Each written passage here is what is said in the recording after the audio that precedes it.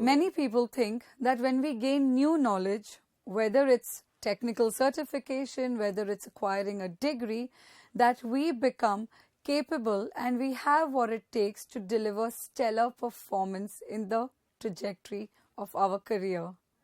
Now, that is a reality that they think that, I think that, you think that, and we all get into that zone that once we've acquired a certification or once we have studied something, we now know what it takes to be able to apply it. That is the reality. But hey, what's the actual reality is that it doesn't work like that, because there is a lot more that goes into us. The problem is that when we start assuming that getting this new knowledge or new skill is going to take us to the path to success, we start overestimating our ability to perform, because we think, hey, we know something, so now we are competent at it, and now whatever we do is going to just be the best at it.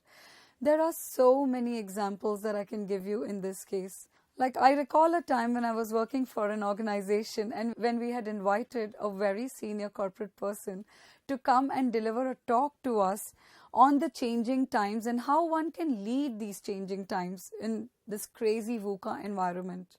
Now, we were excited because this gentleman was really successful at what he did, and he was known to be prolific, and we knew we had a lot to learn from him. That said, the few of us who were involved in the planning kept in touch with him regularly and said, would you like to go through the content with us? Would you like us to help you through rehearsals? Or would you like us to also take you through the whole journey of how many people will be there? What kind of setup is available? And he said, don't worry about it. I'm used to this and I'll be great at it. So I said, okay. He said, I know my content, so I don't care whether you put me on a stage, you put me in a room, you put me in a classroom. It's not going to be a problem. Well, we felt confident, so we didn't chase him anymore. On the day when this gentleman arrived, while he had his content in place, which is on what is the way in which you can lead a change in these digital times, what he didn't have was the confidence to speak on stage. And he became so flustered, he became so hesitant that it just wouldn't generate the result or connect with the audience. At that time, we had to intervene with some kind of a trivia, some kind of a dialogue, asked him to come backstage while the others kept the stage occupied with various different fun, entertaining activities. And over the next 15 minutes, we went through his talk and gave him pointers on how to do it. This entire exercise could have been avoided if we understood that just knowing is not enough. Just having knowledge and having skill does not make us competent. We also need to do more, and that is develop the right attitude and also make that into a great habit. So in other words, what is the solution? Like all other things, the solution to everything is cash. And by cash, I don't mean C-A-S-H. Here, I mean K-A-S-H, which is knowledge, attitude, skills, and habit. This is a process that will allow us to learn good knowledge and then apply it to good use, which will help us in our careers. Each one of us brings these 4 factors to the table. So while this cash is not CASH, well, it can definitely take you on to acquiring a lot of CASH in your life. It is rather an acronym for the process through which we graduate from the point of learning a new way of thinking, saying, or doing something to having it available to us for use without putting in actual thought and effort moving forward. What do I mean by that? I mean, once you've learnt it, we go through the process of cash, so we don't have to keep looking to Google. We don't have to look towards our teachers. We don't have to look at our books and look through the library to find out, hey, what was that thing I learned and where can I get it from? If you apply cash, then you will be able to apply this and get it at instant recall, which is your own very subconscious. So now, knowledge and skills are mostly associated with learning. So if you ask me, I would put them in a quadrant and then I would call it K-A-S-H. So if on the left side you had K and on the right top side you have A, then bottom you will have S and then H.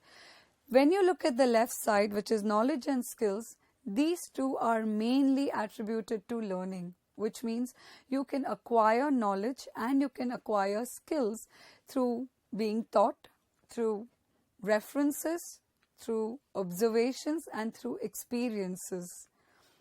While attitude and habit, the one which is on the right side of the quadrant, are generally associated with implementation or execution. So any kind of application comes into play when you look at attitude and habits. Now these two are cultivated through consistent practice, recall of your knowledge and skills, through reflection and then good coaching. Now often in the course of your journey, you will keep asking yourself questions like, what does my success depend on? Do I need to acquire more knowledge? Do I need to get another certification? Do I take up another course? Do I need to hone up some more skills? And you'll keep on doing that, whereas perhaps you need to know if it is those which are vital to your success at a certain stage in life, or is it developing certain kinds of attitudes and habits? Because you either lack knowledge or skills, or if you have them, then you lack attitude and habits if you're not seeing the results you'd like to achieve. Now, learning how to learn is an invaluable skill that will take you great places, and it will allow you to experience a much more fulfilling life and career. So what is the purpose of me sharing cash with you today? Well, because often we associate poor performance with the lack of knowledge and skills, but it could also mean that we need to figure out if our attitude and our habits are attuned as well. And yet, all of us and many of us, and I've seen this with many people in the course of my coaching and training journey, I have seen people constantly thinking of acquiring more and more knowledge, but they don't sit back to reflect if it is the attitude or the habits that need to change, or even the skills. Let me share an example with you. Rebecca kept doing more and more courses. If you had to look at her resume, it was an amazing resume. It looked like she had excellent pedigree. So she had done the best courses, she had gotten the best education, she also had taken up a lot of skill-based courses, and yet she wasn't being able to have the right breakthroughs in her career. But each time she came for coaching, she would ask me, hey, do you think I should go ahead and take up this course with this person over here? Because I have heard when he mentors you and when he coaches you, you tend to really deliver great results.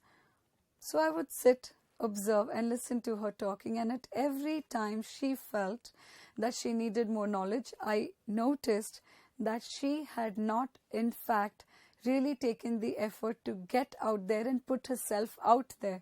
She wanted her resume to speak for herself. So every time she had an opportunity to collaborate, she would keep thinking about, what are my benefits here? Oh my God, is the other person going to benefit more than me? If I collaborate with this person, is it only about them? Is it not about me? Am I giving up too much of what I know? So each time her attitude or her fear of sharing kept her from going ahead with any kind of new project or even skill. She refused to share what she knew. If people asked her, hey, do you know how one can actually fix this particular problem? She would end up saying, hey, am I going to get paid for this? If I'm not getting paid, let me not show how much knowledge I have. That attitude was not being able to send her forward, because people actually started having distrust in her competencies, and they thought this is all knowledge but no competence. So the point I'm trying to drive here is, while knowledge and skills are important, the ability to put them to use is defined by attitude and habits, and that is something that I'd like you to take home today, and along the way we will discuss how we can hone up some of these. Let's talk about knowledge first. Now, what is knowledge? How do you gain knowledge? Now, we all know there's information and then there's knowledge. And there's a very thin line dividing the two, because information is also something that keeps coming to you just like knowledge. But the ability to use that information and to know if that information can be used later for your benefit and your purpose is what translates it to knowledge. So, knowledge is gained through various experiences, it's gained through studies, it's gained through also observations of other people's experiences. It is basically the know-how of things. Knowledge can be theoretical and practical. It is about learning what things have to be done and also learning how to do things, having done them physically, having done them with thought, and that's how you end up honing your knowledge. You also have tests that recall the knowledge, so you know that, okay, I am acquiring this information, I know and I have the ability of recalling this information, and that's great.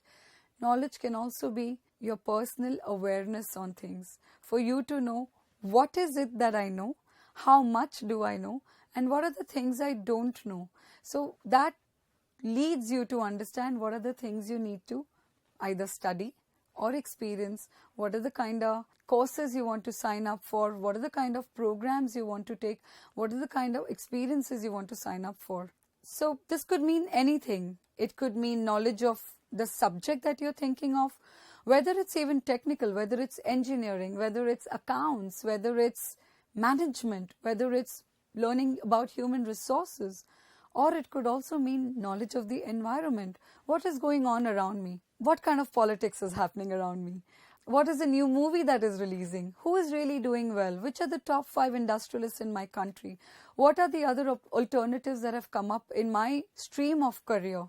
All of that to you is knowledge, general knowledge, knowledge relating to your work, knowledge relating to your aspirations, right? And these different pieces of information that then translate to knowledge become the building blocks of your ability to first understand what they are, internalize them, and then finally be able to recall them when you want to deliver on your performance objectives.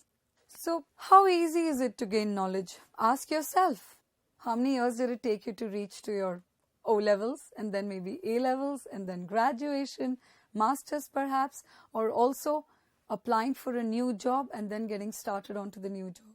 At every stage you're acquiring more and more knowledge, knowledge that is technical, knowledge that is practical.